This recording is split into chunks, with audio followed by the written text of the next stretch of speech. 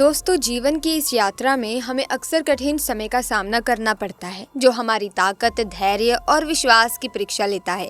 जब प्रतिकूल परिस्थितियों का सामना करना पड़ता है तो ताकत और सांत्वना पाना एक ऐसी चीज़ है जिसे हम में से कई लोग तलाशते हैं, और हम मुसलमानों के लिए कुरान और सुन्नत आराम और मार्गदर्शन के स्तोत्र के रूप में काम करते हैं। इंसान के अंदर क्रोध की भावना का मौजूद होना भी एक प्रकार से नेमत है। इसी तरह की महत्वपूर्ण और ज्ञानवर्धक जानकारी प्राप्त करने के लिए हमारे चैनल समृद्धि को सब्सक्राइब करें और बेल आइकन को प्रेस करें ताकि नई वीडियोस की अपडेट आपको सबसे पहले मिल सके, जिसका वो उचित कारणों से इस्तेमाल कर सकता है। लेकिन इसका इस्तेमाल करते समय ये ध्यान रखना चाहिए कि उसे कितना गुस्सा करना चाहिए। उदाहरण के तौर पर मामूली से मामूली बात पर गुस्सा होकर किसी का खून बहाना या इफरीत की श्रेणी में आएगा। उसके दूसरी ओर अगर किसी की इज्जत से खिलवाड़ किया जा रहा हो या उसके किसी पाक चीज़ का मजाक उड़ाया जा रहा हो और उस पर वो खामोशी अख्तियार करे तो ये तफरीत कहलाएगा, और इन दोनों के बीच है मितव्ययता। दोस्तों, आज की इस वीडियो में एक ऐसा वाक्य आपको बताने वाली हूँ जिसे सुनने के बाद आप हैरान रह जाएंगे और अल्लाह तबारक व तआला पर मुकम्मल यकीन कर लेंगे।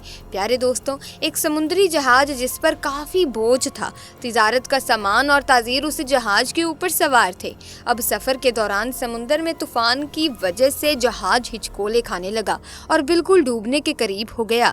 तो जहाज के कप्तान ने एक तजवीज़ सबके सामने पेश की कि देखिए, जहाज के ऊपर बोझ बहुत ज्यादा हो गया है। अब हम सबको अगर जिंदा रहना है तो आप लोगों का कुछ सामान समुंदर में फेंक दिया जाए तो जहाज थोड़ा हल्का हो जाएगा और हम आसानी के साथ किनारे लग जाएंगे, क्योंकि हमारी जानें ज्यादा कीमती हैं सामान के मुकाबले में। सबने कप्तान की बात पर इत्तेफाक किया और सबने कहा कि एक जो सौदागर है, यानी एक जो ताजीर है, वो बिल्कुल नया है और वो काफी सामान अपने साथ लेकर आया है। उसका सामान फेंक दिया जाए समुंदर में तो इससे हम सब डूबने से बच जाएंगे, और उसका सामान जितना है अगर उतना फेंक दिया जाए तो हमारा जहाज आसानी के साथ किनारे लग जाएगा। सब ताजीरों ने इस बात पर इत्तेफाक किया, लेकिन जिस ताजीर का सामान फेंका जाने वाला था उसने कहा, मेरे अकेले का सामान क्यों फेंका जाएगा?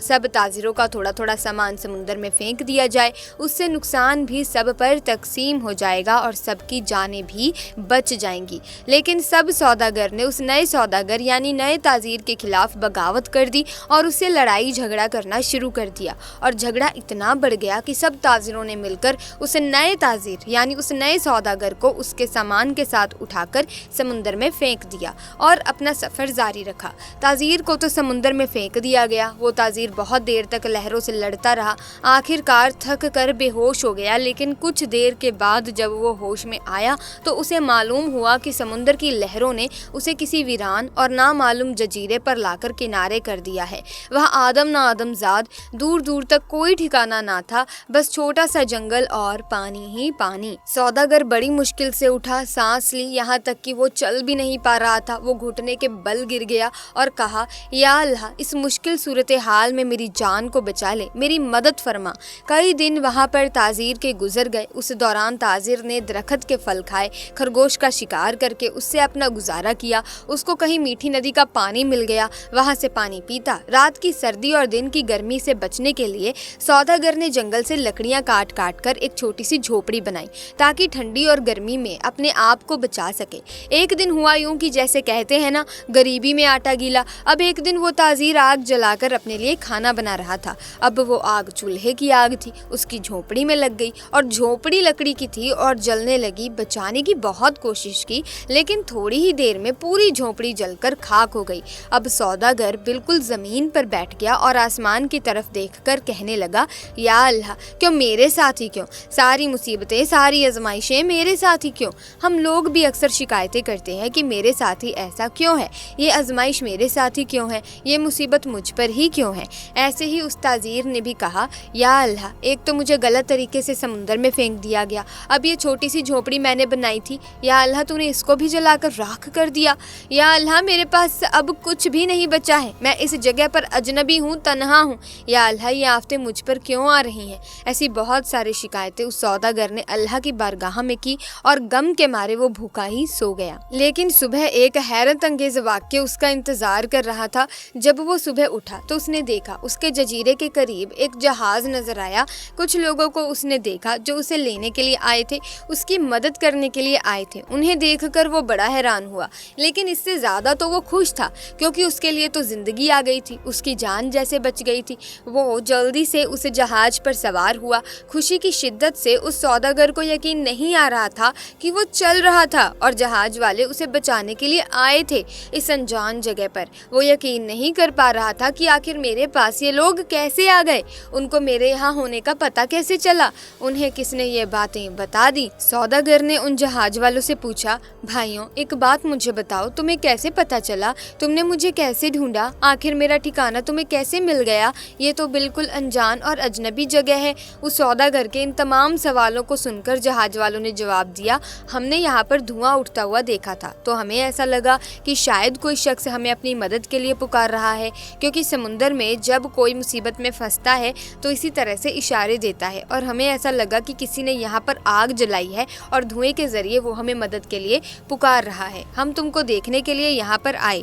ये सुनकर ताजीर बड़ा खुश हुआ, अल्लाह का शुक्र अदा करने लगा और उसने अपनी कहानी सुनाई। बल्कि उन लोगों ने पूछा, तुम्हारे साथ क्या क्या हुआ है? तो उसने बताया कि सौदागरों ने नाजायज तरीके से उसे उठाकर जहाज से बाहर फेंक दिया, समुंदर में उसका सामान भी फेंक दिया गया। वो लोग जो कि जान बचाने के लिए आए थे, उन्होंने कहा, अच्छा तो तुम उस जहाज के बारे में हमें बता रहे हो, तो मैं आपको बता दूं कि वो जहाज अपनी मंजिल तक पहुंचा ही नहीं, बल्कि समुद्री लुटेरों ने उस जहाज पर हमला कर दिया, पूरा सामान लूट लिया और सारे ताजिरों को कत्ल कर दिया। सिर्फ तुम अकेले बच गए हो, तुम पता नहीं कैसे बच गए, अल्लाह ने तुम्हें बचा लिया। सौदागर ये सुनते ही ज़ारो कतार रोने लगा, वहीं सजदे की हालत में गिर गया और कहने लगा, या अल्लाह, तेरे काम और तेरे फैसले सबसे बेहतर होते हैं, तू जो भी करता है अपने बंदों के लिए बेहतर ही करता है, बस हम ही बेसब्र हो जाते हैं, हमारे अंदर सब्र नहीं होता, वरना बाद में तो पता चलता ही है कि अल्लाह तेरा जो फैसला था वो बिल्कुल सही था। मेरे भाइयों और बहनों और दोस्तों, अगर आपके हालात बिगड़ जाए तो आप डरे नहीं, आप खौफज़दा ना हो, बस इतना यकीन रखें कि खुदा की हर चीज़ में हिकमत होती है। जब भी आपका कोई काम रुक जाए, आपकी कश्ती भंवर में फंस जाए, आपकी झोपड़ी जल जाए, तो ये जान ले कि खुदा आपका अच्छा इंतज़ाम कर रहा है। दोस्तों, अगर आप अपने दिल को सुकून देना चाहते हैं और दुनिया व आखिरत के लिए आफियत चाहते हैं, तो सिर्फ अल्लाह का जिक्र करें, क्योंकि ये हमारी शैतान से हिफाजत फरमाता है और हमारे नफ्स को पाकीज़गी देता है। दोस्तों, हमें अपनी हर नमाज में अल्लाह पाक की तारीफ़ करनी चाहिए, जो तारीफ़ के लायक हैं। हमें हर नमाज में अल्लाह पाक की तारीफ़ करनी चाहिए। तारीफ़ में आप अल्लाह पाक के नामों की तारीफ़ कर सकते हैं कि अल्लाह, तू ही रहीम है, तू ही खिलने और जिलाने वाला है, तेरे ही हुक्म से ये दुनिया चलती है, तू हर चीज़ पर कादिर है। अल्लाह पाक से माफ़ी मांगना भी बहुत ज़रूरी है। माफ़ी मांगने वाले को अल्लाह पाक बहुत पसंद करते हैं। अल्लाह पाक से माफ़ी मांगने वाला शख्स उनके बहुत करीब होता है। आप रो रो कर गिड़गिड़ा कर अल्लाह पाक से माफ़ी मांग सकते हैं।